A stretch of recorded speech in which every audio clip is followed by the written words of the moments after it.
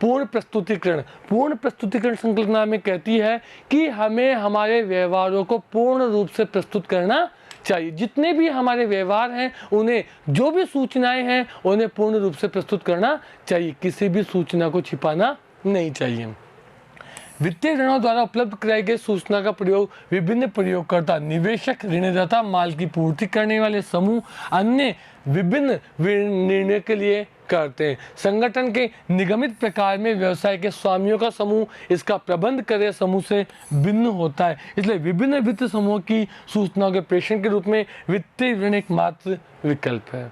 कई ऐसे बाहरी व्यक्ति हैं, उपयोगकर्ता दो प्रकार के होते हैं, बाह्य उपयोगकर्ता और आंतरिक उपयोगकर्ता। इनके बारे में हमने चैप्टर 1 में पढ़ा था। चैप्टर 1 में हमने जाना था बाह्य उपयोगकर्ता वे बाहरी व्यक्ति हैं जिन्हें व्यवसाय की सूचनाओं में इंटरेस्ट है, रुचि है, जो भविष्य के लिए व्यवसाय में निवेश करना चाहते हैं, जिन्होंने भविष्य में व्यवसाय को ऋण देना है। तो वह सभी व्यक्ति भी हमारे व्यवसाय की सूचनाओं में रुचि रखते हैं। साथ ही आंतरिक व्यक्ति यानी प्रबंधक और स्वामी, वो भी भविष्य के लिए योजनाएं तैयार करने के लिए इन सूचनाओं में रुचि रखते हैं। और यही एक विकल्प है जहां से भविष्य के लिए योजनाएं तैयार की जा सकती है।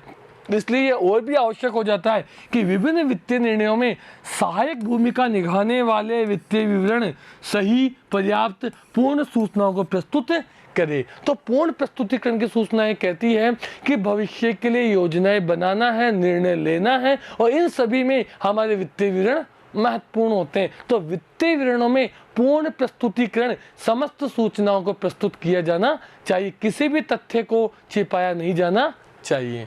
आगे हम बात करते हैं समानुरूपता की संकल्पना। किसी भी व्यवसाय द्वारा वित्तीय ऋणों में निहित सूचनाएं व्यवसाय संचालन के प्रयोग परिणाम तक पहुंचने में तभी हो सकती है जब उसका तुलनात्मक अध्ययन संभव हो। यानी ये सूचनाएं जो हों वो ऐसी होनी चाहिए कि आसानी से हम समान व्यवसाय के से हमारे व्यवसाय की तुलना कर सकें, क्योंकि कोई भी उपयोगकर्ता भविष्य के लिए जब योजनाएं बनाता है, निर्णय लेता है, तो वो दो संस्थाओं में तुलना करके ही अपना निर्णय लेता है कि कौन सी संस्था सर्वोत्तम उचित है जिसका चुनाव उसे करना है। और सर्वोत्तम संस्था का चुनाव तभी हो सकता है जब दो संस्था की जो सूचनाएं हैं वो तुलना योग्य हों और वो उनकी सूचनाओं के माध्यम से तुलना कर सकें। ये तुलना विभिन्न वर्षों के वित्तीय विवरणों से हो सकती है, एक जैसा व्यापार करने वाले विभिन्न व्यवसाय के मध्य भी। यदि दोनों ही प्रकार की तुलनाएं वांछनीय है, चाहे वो अंतर अवधि में हो चाहे अंतर फर्मी है। अंतर अवधि से मतलब है कि एक संस्था अपने दो अलग अलग वर्षों में तुलना करना चाह रही है। मेरी एक संस्था है राम श्याम एंड कंपनी, और मैं राम श्याम एंड कंपनी के 2018 और 2019 के जो आंकड़े उनमें तुलना करना चाहता हूं अंतर अवधि। तथा अंतर Fermi Ram Shyam and company की तुलना मोहन एंड सन से की जा रही है। दोनों एक ही जैसे व्यापार हैं, लेकिन उन दोनों में भी तुलना होनी चाहिए। यानी एक ही संस्था के अलग अलग वर्षों में भी तुलना कर पाना संभव हो तथा एक ही संस्था का दूसरी संस्था से भी तुलना किया जा पाना संभव हो। तभी संभव है जब फर्म द्वारा खातों के लेखांकन में प्रयोग लाई जाने वाली नीतियां, अभ्यास लंबे समय तक समानता व समानुरूपता अपनाई जाए। ये तभी संभव होगा जब लेखाकार द्वारा अपनाई जाने वाली सभी नीतियां, नियम और विचार समान हो, और लंबे समय अवधि तक अपनाए जाने चाहिए, इनमें बदलाव नहीं किए जाने चाहिए। जब एक ही संस्था लंबे समय तक एक ही नियम और सिद्धांतों का पालन करते हुए लेखा खाते तैयार करेगी तो इनमें तुलना कर पाना संभव हो पाएगा।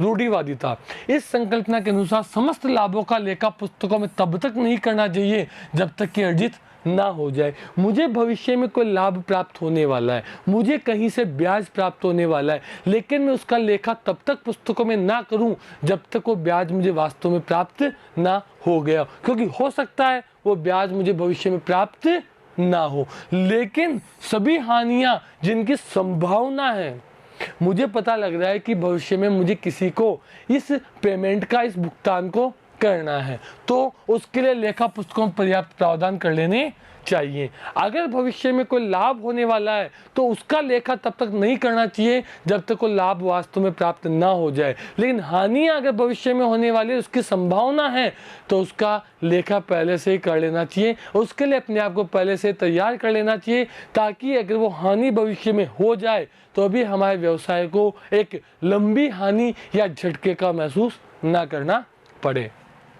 अंतिम स्टॉक का मूल्यांकन वास्तविक मूल्य बाजार मूल्य में से जो कम है उस पर करना चाहिए। स्टार लगा लें। पूछा जा सकता है अंतिम स्टॉक का मूल्यांकन किस पे किया जा सकता है?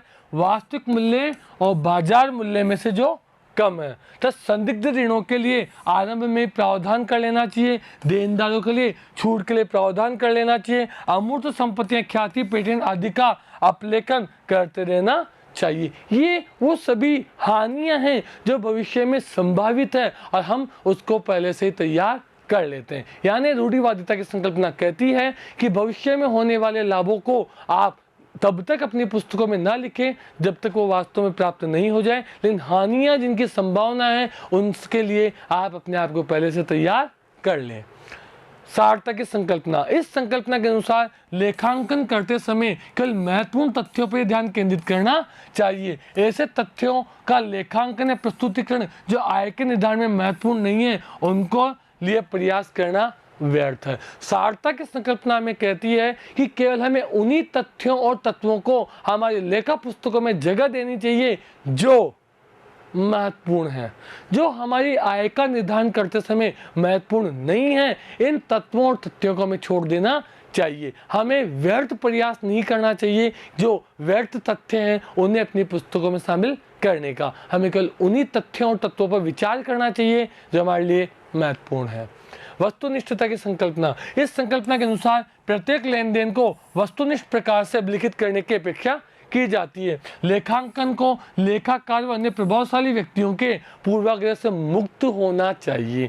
यानी किसी व्यक्ति के दबाव में आकर हमें सूचनाएं नहीं बदलनी चाहिए। हमें सत्य और प्रमाणकों पर आधारित सूचनाओं को प्रस्तुत किया जाना चाहिए। तभी संभव है जब प्रत्येक लेन देन सहायक या प्रमाणक द्वारा सत्यापित किया जा सके। यानी किसी व्यक्ति से प्रभावित होकर हम सूचनाएं ना बदले, हम सभी सूचनाओं को प्रस्तुत करें जो सत्य है और प्रमाणकों पर आधारित है। अगर सूचनाएं प्रमाणकों पर आधारित नहीं होगी तो हम क्या करेंगे? उन सूचनाओं में बदलाव कर देंगे। तो हम इन सभी समस्याओं से बचना चाहिए और हमें सभी सूचनाओं को प्रस्तुत करना चाहिए जो प्रमाणकों पर आधारित है। हमें किसी व्यक्ति के बहकावे में आकर सूचनाओं में बदलाव नहीं करना चाहिए। तो मेरे प्यारे बच्चों, मैंने आपको यहाँ सभी संकल्पनाओं, आधारभूत संकल्पनाओं, परिपाटी और सिद्धांतों के बारे में बताया जो हमारे व्यवसाय के लिए महत्वपूर्ण है। ये सिद्धांत अभी विकासशील है, विकसित नहीं हुए हैं।